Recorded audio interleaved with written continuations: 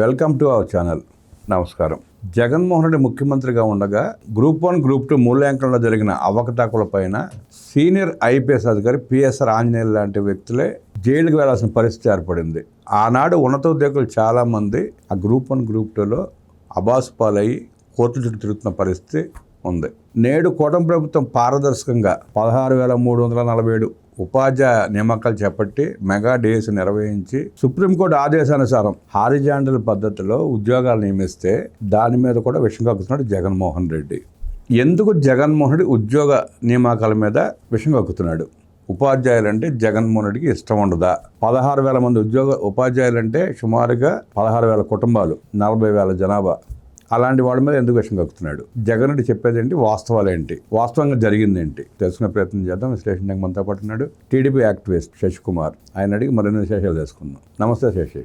నమస్తే అండి. Mega DS మీద విషం కక్కుతా ఉన్నాడు జగన్మోహన్ రెడ్డి పార్టీ నాయకులు, మాజీ మంత్రులు కూడా. జీవో అంటే ఏంటో తెలియని మాజీ మంత్రులు స్పోర్ట్స్ కోటాలో ఏమున్నాయో, కేంద్ర ప్రభుత్వం ఏ నిర్ణయం తీసుకుందో, కేంద్ర ప్రభుత్వం ఏ జీవో ఇచ్చిందో, జగన్మోహన్ రెడ్డి ఇచ్చిన జీవో నెంబర్ 77 దాన్ని అనుసరించి ఈ రోజు కూటమి ప్రభుత్వం నియామకాలు చేపడితే తన పేటీఎం గాళ్ళ చేత, దండుపాళెం బ్యాచ్ చేత, జగన్మోహన్ రెడ్డి మాజీ మంత్రుల చేత విష ప్రచారం చేస్తున్నాడు. ఆ ఉపాధ్యాయుల మీద విషం కక్కుతున్నారు. ఎంతవరకు వాస్తవం ఉంది? జగన్ రెడ్డి ఆరోపణల వెనకాల దురుద్దేశాలు ఏంటి?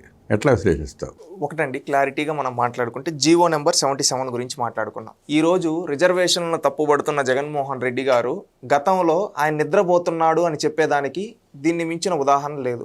ఆయన ముఖ్యమంత్రిగా ఆయన నాయకత్వంలో ఆ రోజున్న పరిస్థితులకు అనుగుణంగా జీవో నెంబర్ 77 2 ఆగస్టు 2023వ తేదీన ఇవ్వడం జరిగింది. 2 ఆగస్టు 23 ఎవరు ఈ రాష్ట్రానికి ముఖ్యమంత్రి? ఆ రోజు ఎందుకు ఇచ్చారంటే కోర్టు తీర్పులను ఆధారంగా చూపిస్తూ ఈ జీవోని తీసుకొని వచ్చారు. ఇప్పుడు 2025 డిఎస్సిలో అదే జీవో ప్రకారంగానే రిజర్వేషన్స్ అనేది వర్తింపజేశారు. నార్మల్గా అదే ప్రొసీజర్ ప్రకారంగా, అంటే ఈరోజు వ్యక్తులుగా మనం ఈరోజు ఉండొచ్చుపోవచ్చు, కానీ ప్రభుత్వాలు చేసిన శాసనాలు అనేది అట్లే ఉంటాయనే దానికి ఇది ఒక ఉదాహరణ. అప్పుడున్న కోర్టు తీర్పుల ఆధారంగా జీవో నెంబర్ 77, ఎందుకంటే సుప్రీంకోర్టు గైడ్ లైన్స్ మళ్ళీ అదేవిధంగా అన్ని తీసుకొని రేపు కోర్టుల్లో ఇలాంటి ఇష్యూస్ ఏమైనా కేసులు వెళ్తే కాంపిటేటివ్ ఎగ్జామ్స్ అప్పుడు తీసుకొని రాకపోవడానికి, అందుకని ఆ రోజు ఉన్నప్పుడు జీవో నెంబర్ 77 అనేది వచ్చింది. వస్తే ఈ జగన్మోహన్ రెడ్డి ఈరోజు కూర్చొని ఆ రిజర్వేషన్ పైన ఈ విధంగా చెప్తున్నాడు. జగన్మోహన్ రెడ్డికి బుర్ర లేదనుకోవచ్చు. జగన్మోహన్ రెడ్డి చుట్టూ ఉండే వ్యక్తులకు కూడా బుర్ర లేకుండా ఎట్లా పడితే అట్లా మాట్లాడుతున్నారు ఆ రిజర్వేషన్ గురించి. అంటే బుర్ర ఉంటే జగన్ రెడ్డి పక్కన ఉంటారు వాళ్ళు. అది కూడా మీరు అన్నట్టు నిజమే కదండి. ఎందుకంటే వీలాంటి వాళ్ళతో పెట్టుకొని కావాలనే ప్రభుత్వం పైన బుర్ర జల్లిస్తుంది. ఈ రోజు జీవో నెంబర్ 77 గురించి నువ్వు ఆ రిజర్వేషన్ గురించి, ఆ జీవో నెంబర్ 77 అది నీ యొక్క తప్పిదము. దానికి నువ్వు క్షమాపణ చెప్పాలి. ఒకవేళ నిజంగా దాంట్లో తప్పిదాలు ఉంటే రాష్ట్ర ప్రజలకు క్షమాపణ చెప్పాలి. అదేంటంటే సుప్రీంకోర్టు గైడ్ లైన్స్ ప్రకారం ఉన్నది. ఈ రోజున్న ప్రభుత్వం కూడా దాన్ని కంటిన్యూ చేస్తూ ఇంప్లిమెంట్ చేస్తూ ఉంది రిజర్వేషన్ పద్ధతి అనేది. వీళ్ళు అనేది ప్రధానంగా ఒక 30 మందిని తీసుకొని వచ్చాడండి. 30 మందిని తీసుకొని వచ్చి అంటే చుట్టూ ఒక కూర్చోబెట్టుకొని జరిగింది. దాంట్లో దీని గురించి కూడా ఆ 30 మంది ఎలా వచ్చారో కూడా నేను చెప్తాను. జగన్మోహన్ రెడ్డి డిఎస్సి పైన పోరు ఇది అది అని చెప్పాడు. జగన్మోహన్ రెడ్డి ఏమనుకున్నాడు?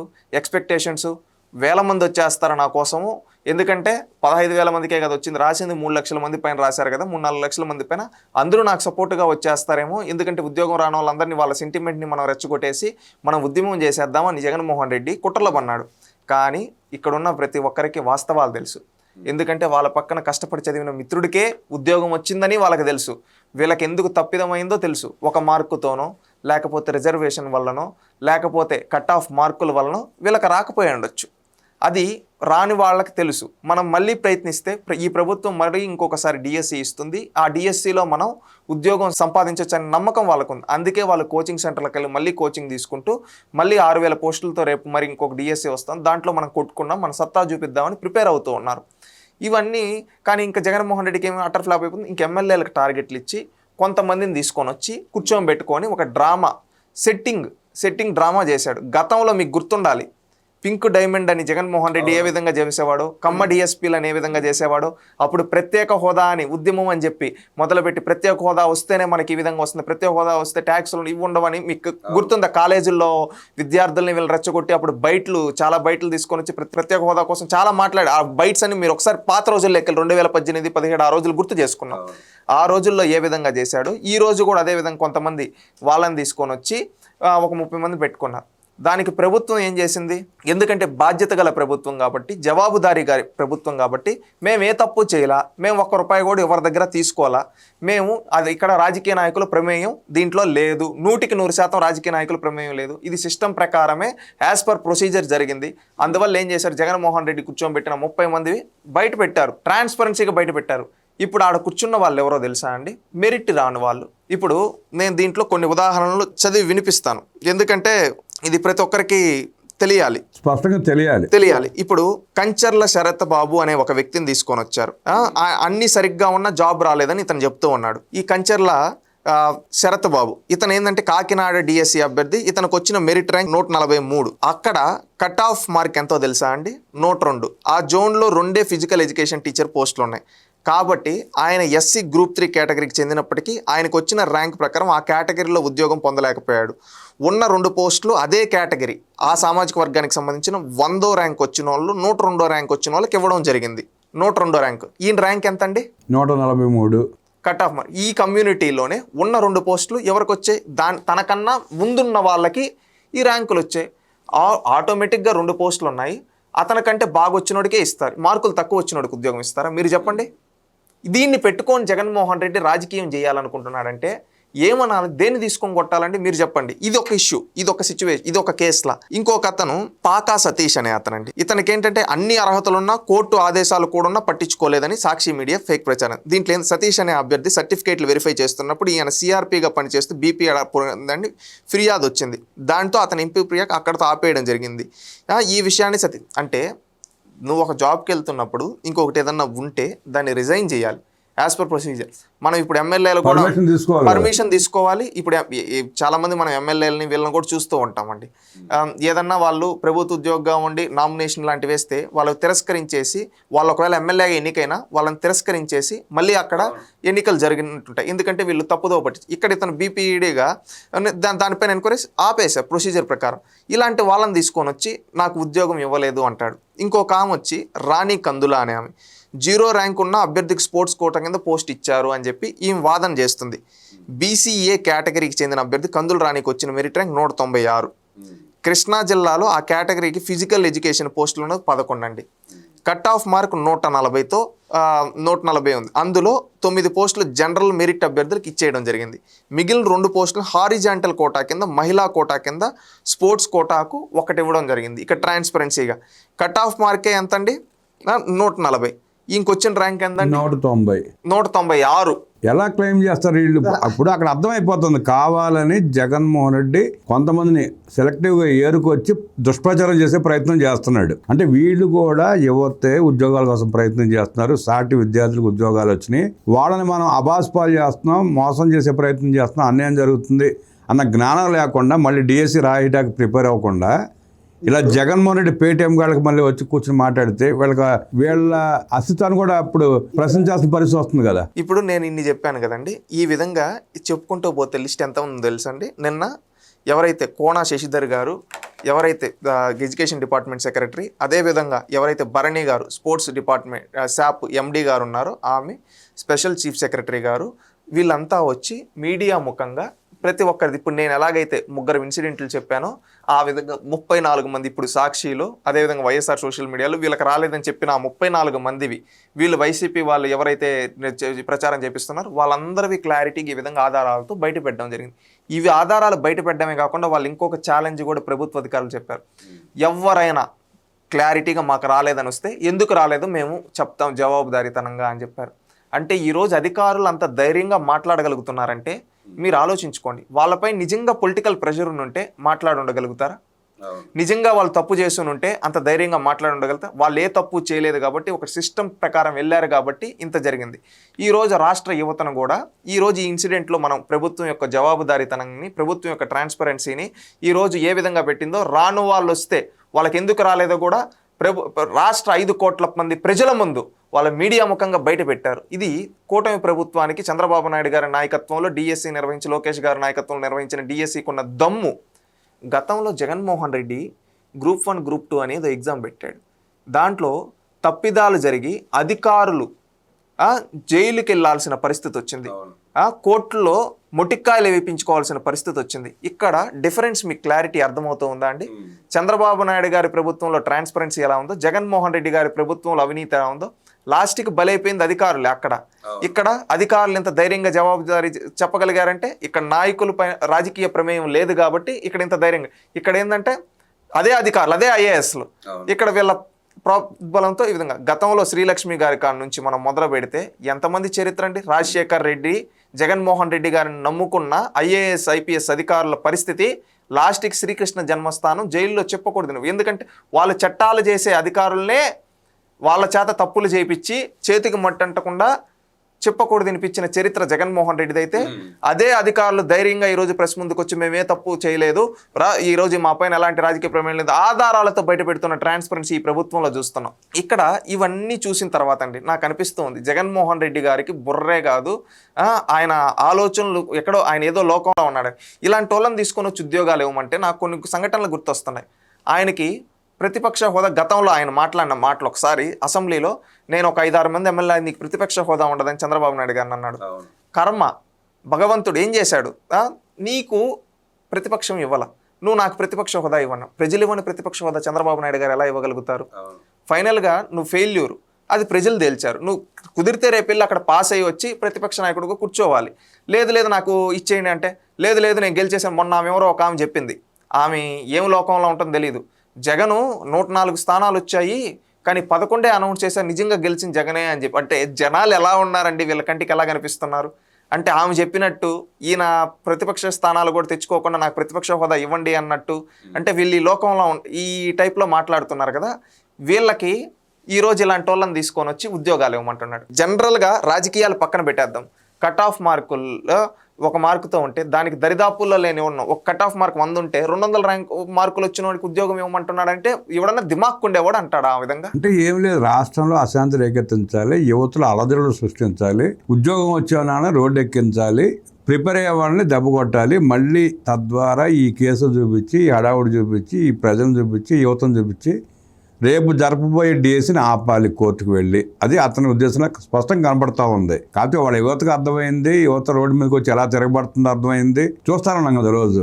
ఎస్ అండి. మళ్ళీ ఇంకొకటి కూడా నేను ఇక్కడ రాష్ట్ర యువతకు కూడా చెప్పదలుచుకున్నా. గతంలో ఇతనే మెగా డిఎస్సి ఇస్తా అని డిఎస్సి ఇవ్వకుండా మనల్ని రోడ్డుపై నిలబెట్టాడు. ఈ రోజున్న ప్రభుత్వం ట్రాన్స్పరెన్సీగా డిఎస్సి నిర్వహించి 16,000 పోస్టులకి నోటిఫికేషన్ 15,900 వరకు ఫిల్ అయ్యాయి. దాంట్లో ఈసారి మళ్ళీ ఇంకొక డిఎస్సి ఇచ్చింది. ఇతను ఇప్పుడు కావాలనే నెక్స్ట్ డిఎస్సి వస్తుందన్న ముందుగా, టెట్ నోటిఫికేషన్ వదిలారన్న ముందుగా ఈ విధంగా చేస్తున్నాడంటే ఇతని ఉద్దేశం ఏంటి అంటే, వీళ్ళు మళ్ళీ పరీక్షలు రాస్తే ఇంకొక 6,000 మంది సెలెక్ట్ అయిపోతారు, 6,000 మందికి మళ్ళీ ఉద్యోగాలు వచ్చేస్తాయి, 6,000 మందికి ఉద్యోగాలు వస్తే వాళ్ళు టీచర్లు అయిపోతారు. వీళ్ళని ఎట్టైనా అడ్డుకోవాలి. ఎందుకంటే ఈ పాలెగాడి మనస్తత్వం, ఈ పెత్తందారి మనస్తత్వం గురించి నేను ఎందుకంటే ఇంత లోతుగా చెప్తున్నానంటే అండి, గతంలో 2 లక్షల పైగా గ్రూప్ 1 గ్రూప్ 2 ఉద్యోగాలు ఆఫర్ చేశాడు. మెగా డిఎస్సి అన్నాడు, దాదాపుగా స్థానిక ఎక్కడైతే కంపెనీలు ఉన్నాయో అక్కడ 75% లోకల్ వాళ్ళకే అన్నాడు. ఒక్క హామీ నెరవేర్చలే యువతకు సంబంధించి. వాళ్ళకి ఏమి ఇచ్చాడు?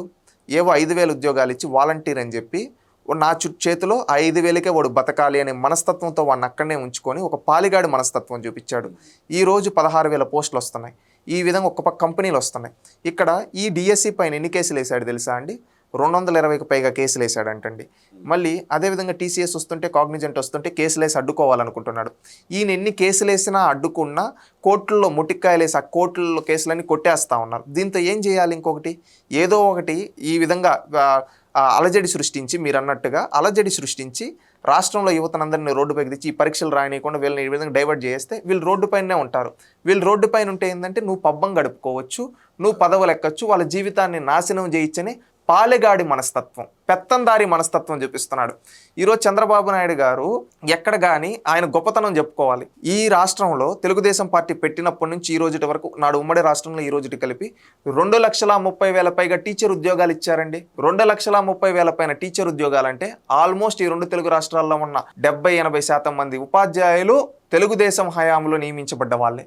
అది ఎవ్వరు 80% పైన ఎవ్వరు కాదనలేని విషయం. ఇంకా రాజశేఖర్ రెడ్డి తన 2 ఏళ్ళు, అప్పుడున్న 10 ఏళ్ల కాంగ్రెస్ ప్రభుత్వంలో 3 డిఎస్సీలు వస్తే ఆ 3 డిఎస్సీలో ఎన్ని అవకతవకలు చేశారో, ఎంత గందరగోళం జరిగిందో, ఎంతమందికి అమ్ముకున్నారో స్పష్టంగా తెలిసిందే. జగన్మోహన్ రెడ్డి ఒక డిఎస్సీ కూడా ఇవ్వాల.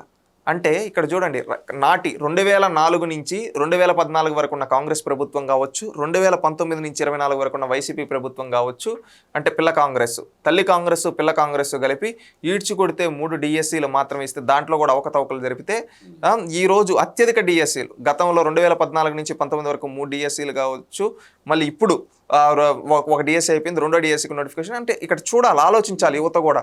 ఎందుకంటే ఎవరు నిజంగా యువత వైపు నిలబడి వాళ్ళకు ఉపాధి చూపించాలనుకుంటున్నారో, ఎవరు కావాలనే కాలయాపన చేసి యువతను నిర్వీర్యం చేయాలనుకుంటున్నారో కూడా రాష్ట్రంలో ఉండే యువత అందరూ ఆలోచించాలని కోరుకుంటున్నామండి. ఈరోజు ఇక్కడ ఉద్యోగ కల్పన ఒకటి, ఉపాధ్యాయులు నియమించడంతో పాటు లక్షల మంది పిల్లలకి మంచి విద్యాబోధన చేసి వాళ్ళని తీర్చిదిద్ది భావి భారత పౌరులుగా చేయాలన్న ప్రయత్నంలో భాగంగానే కూటమి ప్రభుత్వం ఇంత మంచి నిర్ణయాలు తీసుకుంటా ఉంది. అంటే 25,000 మంది ఉపాధ్యాయులను నియమిస్తే కనీసం 25 లక్షల మంది విద్యార్థులకి బెనిఫిట్ కలగాలి. అదే కాన్సెప్ట్తో ముందుకు వెళ్తా ఉంది. జగన్ రెడ్డి మనస్తత్వం ఇందాక మీరు అన్నట్టు అతని ముఠా నాయకత్వం తప్ప పాలెగాడి మనస్తత్వం అట్లాగే ఉంటుంది. పిల్లలు బాగుపడకూడదు, వాళ్ళు చదువుకోకూడదు, వాళ్ళు చదువుకుంటే తమ పబ్బం గడవదు, తమ చెప్పిన పని వాళ్ళు చేయరు, వాళ్ళు ఉద్యోగాలు చేసుకుంటారు. వీళ్ళకి కావాల్సిన గంజాయి అమ్మేవాడు, జేబులు కొట్టేవాడు, మాదక ద్రవ్యాలు మోసేవాడు, లేకపోతే వీళ్ళు చెప్పినట్టు రప్ప బ్యాచ్ వీళ్ళకి కావాలి. యువత అంతా చదువుకుంటా ఉద్యోగాలు చేసుకుంటా ఉంటే ఇవన్నీ సాగవు కదా. అందుకని అడ్డుపనులు వేసే ప్రయత్నం చేస్తున్నాడు. అది కూడా అండి. అందుకే రాష్ట్రంలో ఉండే యువతలందరినీ కూడా అప్పీల్ చేసేది ఏంటంటే, మనకు కావాల్సింది రప అని డైలాగులు చెప్పేవాళ్ళు కాదు, రప అంటూ ఉద్యోగాలు ఇచ్చేవాళ్ళు. ఈరోజు లోకేష్ గారు రష్యా టూర్కి వెళ్ళారు. దాంట్లో ఏఐకి సంబంధించి కావచ్చు, డిఫెన్స్కి సంబంధించి కావచ్చు, అనేక పరిశ్రమలు రేపు ఇక్కడికి రాబోతున్నాయి. మనం ఒక్కసారి గుండెలపైన చేసుకొని ఈ రాష్ట్ర యువత అందరం చదువుకున్న ప్రతి ఒక్కరూ ఆలోచిద్దాం. ఈరోజు మన తల్లిదండ్రులు మనల్ని చదివించేది ఎందుకు? మనం సమాజంలో ఒక గౌరవంగా ఉంటాం, వాళ్ళు పడ్డ కష్టాలు మనం పడము.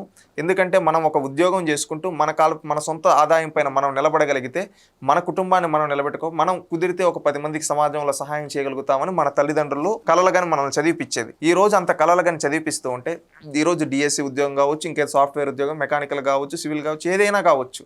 ఈరోజు ఈ ఉద్యోగాలన్నీ మన రాష్ట్రంలో చేసుకునే విధంగా, మన చుట్టుపక్కల మన దగ్గరలో చేసుకునే విధంగా రావాలి. ఈరోజు విదేశాలకు వెళ్ళి అక్కడ ఎన్ని కష్టాలు పడుతున్నారు ఎంతోమంది మనం చూస్తూ ఉన్నాం.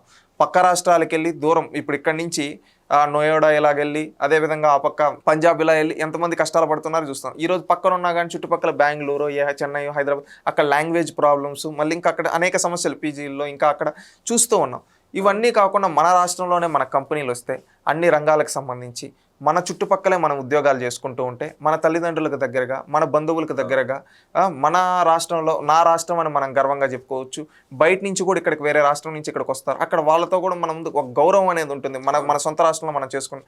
ఈ విధంగా చేయాలని నాయకుడు చంద్రబాబు నాయుడు గారు, లోకేష్ గారు కష్టపడి తీసుకొని వస్తూ ఉంటే ఈ విధంగా కేసులు వేసి అడ్డుకోవాలనుకొని ఎక్కడికక్కడ ఏంటంటే గతంలో ఈరోజు మీరు అంటూ ఉంటే నాకు ఇంకోటి కూడా గుర్తొస్తుంది. గతంలో 2017-18 ఆ టైంలో ఒక సమ్మిట్ జరుగుతూ ఉంటే వైజాగ్కి వెళ్ళి అడ్డుకోవాలని, పొలిటికల్ ఎజెండాతో వెళ్ళి అడ్డుకోవాలని చూసిన వ్యక్తి ఈ జగన్మోహన్ రెడ్డి. నాడు అదే సైకో మనస్తత్వం, నేడు అదే సైకో మనస్తత్వం. ఎప్పుడు ఇతనికి ఏంటంటే అధికారంలో ఉండేటప్పుడు ఏమన్నా చేస్తాడా అంటే ప్యాలెస్లో పనుకుంటాడు. అధికారం పోయిన తర్వాత రోడ్డుపైకి వచ్చి ఈ విధంగా రాజకీయ కక్షతో కంపెనీలని ఏమంటే రానికుండా కేసులు వేసి అడ్డుకోవాలనుకుంటాడు. ఆ కేసులు కొట్టేస్తే మళ్ళీ ఈ విధంగా ఇది జరిగిపోతుంది, అది జరిగిపోతుంది అనుకుంటాడు. ఈ విధంగా ఇష్యూస్ క్రియేట్ చేస్తాడు.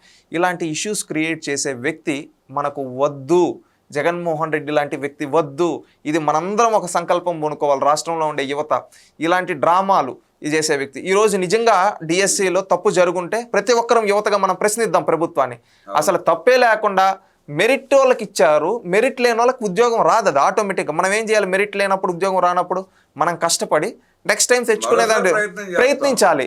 ఈ ప్రభుత్వం ఇంకేమైనా ఇదే లాస్ట్ నోటిఫికేషన్ అని చెప్పిందా? లేదు, ప్రతి సంవత్సరం ఇస్తా అంటుంది. అలాంటప్పుడు మనం కష్టపడి సాధించుకోవాలి. ఇప్పుడు ఎంసెట్ రాసేవాళ్ళు, నీట్ రాసేవాళ్ళు ఒకసారి పోతే మళ్ళీ ప్రయత్నిస్తున్నారు, సాధించుకుంటున్నారు. ఆ విధంగా సాధించాలి. కానీ ఈ విధంగా రాజకీయ దురుద్దేశంతో, రాజకీయ కక్షలతో రాష్ట్ర యువత పైన కక్ష అండి. ఇదేదో ఇది చంద్రబాబు నాయుడు గారి పైన, లోకేష్ గారి పైన ఉండే కక్ష కాదు. జగన్మోహన్ రెడ్డికి రాష్ట్ర యువత పైన ఉండే కక్ష, రాష్ట్రం మీద కక్ష, ప్రజల మీద కక్ష. ఈ రాష్ట్రం పైన కక్షతో ఈ విధంగా చేస్తున్నాడు. కులాల మధ్య చిచ్చులు మీరు చూశారు. ఫస్ట్ నుంచి కులాల మధ్య చిచ్చులు పెట్టాలని చూశాడు, మతాల మధ్య చిచ్చులు పెట్టాలని చూశాడు, ప్రాంతాల మధ్య చిచ్చులు పెట్టాలని చూశాడు, పక్క రాష్ట్రాలతో చిచ్చులు పెట్టాలని చూశాడు. ఇప్పుడు ఏమంటే లాస్ట్కి యువతలో వాళ్ళకే గొడవలు పెట్టి వాళ్ళకంటే ఇప్పుడు ఒక కష్టపడి చదివి వచ్చిన వ్యక్తికి మెరిట్ ప్రకారం వస్తే రానోని తీసుకొని వచ్చి రెచ్చగొట్టి ఈ విధంగా వాడికి అలా వచ్చేసింది ఇలా వచ్చేసింది అని చాడీలు చెప్పి ఒక దుర్బుద్ధి, ఒక పాలిగాడి మన డివైడ్ రూల్ పాలసీ ఉంటుంది కదా, ఆ విధంగా యువతలోనే ఒక డివైడ్ రూల్ పాలసీ తీసుకొని వచ్చి లబ్ధి పొందాలనుకుంటున్నాడు ఈ సైకో జగన్మోహన్, ఈ గొడ్డల పార్టీ జగన్మోహన్ రెడ్డి. అందుకే చెప్తున్నాం, ఈ గొడ్డల పార్టీ ఆలోచనల్ని, ఈ గొడ్డల నాయకుడిని, ఈ పాలెగాడి పెత్తందారి మనస్తత్వం ఉండే జగన్మోహన్ రెడ్డిని ఈ రాష్ట్ర యువత ఎన్నటికీ నమ్మరు. ఈ రాష్ట్రం నుంచి తరిమి కొడతారు. గతంలో మేమే నీకు ప్రతిపక్ష హోదా ఇవ్వాల, రేపు మేమే నీకు శాసనసభ సభ్యత్వం కూడా లేకుండా చేస్తాం, గుర్తుపెట్టుకు. ఎందుకంటే నువ్వు మా భవిష్యత్తు పైన కొట్టాలనుకున్నావు. మాకు మా భవిష్యత్తు కావాలి, రేపు మా భవిష్యత్ తరాలు బాగుండాలి, మా జూనియర్లు సూపర్ జూనియర్ అందరికీ ఉద్యోగాలు, అందరూ బాగుపడాలి. వాళ్ళు బాగుపడాలంటే నీలాంటి పెత్తందారుడు ఈ రాష్ట్రంలో ఉండకూడదు. మేమేం చేయాలి? మేము నీలా గొడ్డల పార్టీ రౌడీలం కాదు, గోండాలం కాదు. మాకేం తెలుసు, ప్రజాస్వామ్యంలో ఓటు అనే హక్కు ఉంది. ఆ హక్కుతో నిన్ను ఎలా చేయాలో అలా చేస్తాం. యువత అందరూ చైతన్యవంతులు అవుతున్నారు. రేపు రానున్న రోజుల్లో నువ్వు చేసే ప్రతి ఫేక్ డ్రామాకి ఫ్యాక్ట్స్తో తిప్పి కొడుతూ నిన్ను తరిమి కొడతాం ఈ రాష్ట్రం నుంచి అని తెలియజేస్తున్నామండి. జగన్మోహన్ రెడ్డి ఎంత దుర్మార్గుడో ప్రజలకు స్పష్టమైంది, యువత కూడా స్పష్టమైంది. మళ్ళీ ఒకసారి గుర్తు చేయాల్సిన అవసరం కూడా ఉంది యువతకి. ఓడిపోయిన తర్వాత తెనాలి వెళ్ళి గంజాయి బ్యాచ్, గంజాయి అమ్ముకునే వాళ్ళని, గంజాయి తాగే యువతని పోలీసులు కట్టడి చేసే ప్రయత్నం చేస్తే వాళ్ళని పలకరించడానికి వెళ్ళాడంటే జగన్మోహన్ రెడ్డి ఎంత నికృష్ట మనసు కూడా అర్థమవుతుంది. అందుకంటే ఉదాహరణ అవసరంలా. ఇవాళ దేశంలోని యువత ప్రజలందరూ చంద్రబాబు నాయుడు లాంటి ముఖ్యమంత్రి మాకుంటే బాగుంటుందని సోషల్ మీడియాలో ట్వీట్లు, పోస్టులు పెడుతున్న పరిస్థితుల్లో ఈ రాష్ట్రంలో యువత జగన్మోహన్ రెడ్డి అనేవాడిని రాష్ట్రంలో అడుగు పెట్టకుండా చేయగలిగితేనే వాళ్ళ బంగారు భవిష్యత్తుకి వాళ్లే బాటలు వేసుకుంటూ ఉంటుంది. ఆఖరికి అదే జరగబోతుంది. ఖచ్చితంగా అండి. ఇప్పుడు వాళ్ళు జంజీ ఈ రోజు చూసాం, ఢిల్లీలో జంతర్ మంతర్ దగ్గర కాక్రోచ్ జనతా పార్టీ వాళ్ళు పిలుపునిస్తే వేల మంది పోగయ్యారు. రేపు భవిష్యత్తులో ఆంధ్రప్రదేశ్లో జగన్ రెడ్డి రావడానికి వీలేదు, జగన్ రెడ్డి గో బ్యాక్ అని నినాదాలు ఇచ్చి యువతంత్ర రోడ్డు మీదకి వచ్చే పరిస్థితి తెచ్చుకుంటున్నాడు. ఎందుకంటే అది మేమేదో మాకేమో ఆ జగన్మోహన్ రెడ్డి గారి పైన ఎలాంటి కక్ష లేదండి. మాకెందుకుంటాయి కక్షలు? యువతకి ఎందుకుంటాయి జగన్మోహన్ రెడ్డి పైన కక్ష? ఆయనకుంటాయి, పాలిగాడి మనస్తత్వం కాబట్టి, ఆయన క్రిమినల్ బ్యాక్గ్రౌండ్ కాబట్టి ఆయనకు ఉండొచ్చు. మాకెందుకు? నువ్వేం చేస్తున్నావు? నీ పాటికి నువ్వు రాజకీయ నాయకుడిగా హుందాతనంగా ప్రవర్తిస్తే నీకు గౌరవం ఇస్తాం. నువ్వు టీసీఎస్ వస్తుంటే కేసు ఎందుకు వేపిస్తావు నీ ఎంపీతో? గూగుల్ వస్తుంటే నీ ఎంపీలతో కేసులు ఎందుకు వేపిస్తావు? డిఎస్సి పైన 200 కేసులు నీ ప్రోద్బలంతో ఎందుకు వేపిస్తావు? అంటే నువ్వేమనుకుంటున్నావు? ఇవి వస్తే వీళ్ళు బాగుపడిపోతాయి, వీళ్ళు బాగుపడకూడదు అనుకుంటున్నావు. మేము బాగుపడకూడదు అనుకుంటే మేము అనుకుంటాం నీ భవిష్యత్తులో. ఈ రోజు వైసీపీలో ఉండే తల్లిదండ్రులను కూడా ఆలోచించమంటున్నా. ఖచ్చితంగా వైసీపీ కోట్టేసి గతంలో ఆయన ఏదో నేను అంటాడు కదా 40% వచ్చింది, 38% వచ్చింది. ఆ 40%లో ఉండే ప్రతి కుటుంబాన్ని ఆలోచించమంటున్నాం. ఈ రోజు చంద్రబాబు నాయుడు గారు తీసుకొని వచ్చే కంపెనీల్లో చంద్రబాబు నాయుడు గారు డిఎస్సి ఇచ్చారు కదా, ఈ డిఎస్సిలో మీరు గుండెలపై చేసుకొని ఉద్యోగాలు వచ్చిన ప్రతి ఒక్కరు ఆలోచించండి. మీలో ఎంతమంది గతంలో మీ కుటుంబాలు వైసీపీకి చేశాయి, కానీ ఈరోజు మీకు ఉద్యోగం వచ్చింది కదా? అంటే మీకు ఉద్యోగం వచ్చిందంటే ఎంత ట్రాన్స్పరెన్సీగా జరిగిందని. పల్నాడు ప్రాంత వైసీపీ కరుడు గట్టిన కార్యకర్తకి డిఎస్సిలో ఉద్యోగం వచ్చింది. అతను కూడా మొన్న పోస్ట్ పెట్టాడు, వీడియో చేశాడు. జగన్మోహన్ రెడ్డి గారు మీరు తప్పు చేస్తున్నారు, నాకు ఉద్యోగం వచ్చితే పారదర్శకంగా జరిగింది, యువతను చెడగొట్టే ప్రయత్నం చేయబోకండి, మీరు మారండి అంటూ దండం పెట్టాడు పాపం అతను. ఎస్ అండి. ఇలాగ చూస్తూ ఉంటే ఎంతమంది ఈరోజు ఒక టీసీఎస్ వస్తుంది, 25,000 ఉద్యోగాలు, కాగ్నిజెంట్ ఒక 20,000 ఉద్యోగాలు దాదాపుగా, ఒక గూగుల్ డేటా సెంటర్ వస్తాం, దాంట్లో 1,00,000 దాకా ఉద్యోగాలు, ఈ విధంగా అనేక కంపెనీలు వస్తున్నాయి. ప్రతి దాంట్లో ఉద్యోగాలు వస్తాయి. దీంట్లో ఒక కులానికి వస్తాయా, ఒక మతానికి వస్తాయా, ఒక ప్రాంతానికి వస్తాయా, ఒక పార్టీకి వస్తాయా? అందరికి వస్తాయి. అంటే ఈరోజు వైసీపీలో ఉండే వాళ్ళు కూడా ఒకసారి ఆలోచించాలి. మీరు ఎంతో కష్టపడుతుంటారు, మీరు సప్పో చేసి మీ పిల్లల్ని చదివిపిస్తూ ఉంటారు. మీరు ఇంత చదివిపిస్తున్నారు కదా మీ పిల్లల్ని, ఈరోజు మీ భవిష్యత్తును అడ్డుకునేది ఎవరో తెలుసా? మీ పిల్లల భవిష్యత్తును మీ నాయకుడే.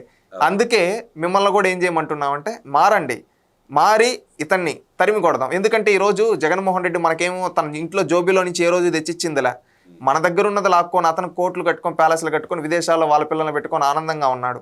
మన పిల్లలేమో ఇక్కడ కష్టాలు పడాలా, రపరప అంటూ గొడ్డలు పట్టుకొని కేసులు పెట్టించుకొని ఆయన కోసం తిరగాలా అని ఆలోచించమంటున్నా. ఒక్కసారి ఆలోచించండి. ఎందుకంటే వైసీపీ పార్టీని మీరు ఓట్ వేయకుండా బుద్ధి చెప్తేనే మీ పిల్లల తలరాతలు మారుతాయని వైసీపీలో ఉండే తల్లిదండ్రులను కూడా ఆలోచించమండి. ఎందుకంటే మీరు కష్టపడి చదివిపిస్తున్నారు, ఈ ప్రభుత్వం ఉద్యోగాలు తేవాలనుకుంటా ఉంది, మీ గొడ్డల పార్టీ నాయకుడు ఏం చేయాలనుకుంటున్నాడు? అడ్డుకోవాలనుకుంటున్నాడు. అందుకని ఏం చేద్దాం మనం? మీరు గొడ్డలు తీసుకొని అతన్ని ఏం చేయబల్లా, ఓటుతో అతని పక్క చెప్పండి. మీరు అభిమానం చూపించుకోండి, ఓటేసేటప్పుడు కూటమి ప్రభుత్వానికి ఓటేయండి అని సవినీయంగా తెలియదు. ఎందుకంటే రాష్ట్రం గెలవాలి, మనం ఎవరం వ్యక్తులుగా కాదు. ఈరోజు మనం ఉంటానకపోతే ఒకప్పుడు కూడా అన్నారు హైటెక్ సిటీ కట్టేటప్పుడు, హైదరాబాద్లో డెవలప్ చేసేటప్పుడు ఏం నీ కులానికా, నీ మతానికా, నీ ప్రాంతానికా, నీ వర్గానికా అన్నట్టు అన్నారు. ఈరోజు అన్ని కులాల వాళ్ళు, అన్ని వర్గాల వాళ్ళు ఇక్కడ బాగుపడటం లేదా? ఆ రోజు ఎక్కడో రాయలసీమలో కడప జిల్లాలో చిట్ట చివరి నుండే రెడ్డి సామాజిక వర్గానికి సంబంధించిన వాళ్ళు ఎంతోమంది అదేదో చంద్రబాబు నాయుడు కులం కోసం అని చెప్పి మాట్లాడిన వ్యక్తులు కూడా ఈరోజు అదే హైటెక్ సిటీలో వాళ్ళ పిల్లలు ఉద్యోగాలు చేస్తూ ఉంటే అదే ఊర్లో దర్జాగా కూర్చొని కారుల్లో తిరుగుతూ ఉన్నారు. అది చంద్రబాబు నాయుడు గారి మార్క్. ఈరోజు అమరావతిలో ఒక క్వాంటమ్ వ్యాలీ, ఒక రెవల్యూషన్ అయినా, అక్కడ డేటా ఐటీ రెవల్యూషన్ అయినా, ఇక్కడ గ్రీన్ ఎనర్జీ రెవల్యూషన్ అయినా, రాయలసీమలో వచ్చే ప్రతి పరిశ్రమలో మన రాష్ట్ర పిల్లల యువత భవిష్యత్తు బాగుంటుంది. అందుకని ఆలోచించమంటున్నాం ప్రతి తల్లిదండ్రులు. మనకు కావాల్సింది కులం కాదు, మతం కాదు, ప్రాంతం కాదు. మనకు కావాల్సింది సుపరిపాలన ఇచ్చే, ఉద్యోగాలు ఇచ్చే నాయకుడు, మన భవిష్యత్తు గురించి ఆలోచించే నాయకుడు. ఆ నాయకుడికి మనం అండగా నిలబడతాం. ఆ నాయకుడికి అండగా నిలబడితే ఆ నాయకుడు మన భవిష్యత్ తరాలు చల్లగా ఉండే విధంగా చూసుకుంటాం. లేదు గొడ్డల పార్టీ నాయకుడు మనల్ని రోడ్లపై నిలిచి మనల్ని కొట్లాట పెట్టి తాను ఏంటంటే ప్యాలెస్లో కొనుక్కొని ఆనందంగా ఎంజాయ్ చేస్తాడు, గత 5 ఏళ్ళు చేసినట్టు. అందుకని ఆలోచించమంటున్నాం. రాష్ట్రం మీద విషం కక్కుతూ మెగా డిఎస్ మీద దుష్ప్రచారం చేస్తున్న ఆ దొంగల ముఠాకి, ఆ నీచులకి మెట్టితో కొట్టినట్టు సమాధానం చెప్పిన శశికుమార్కి అభినందనలు తెలియజేస్తూ నమస్కారం.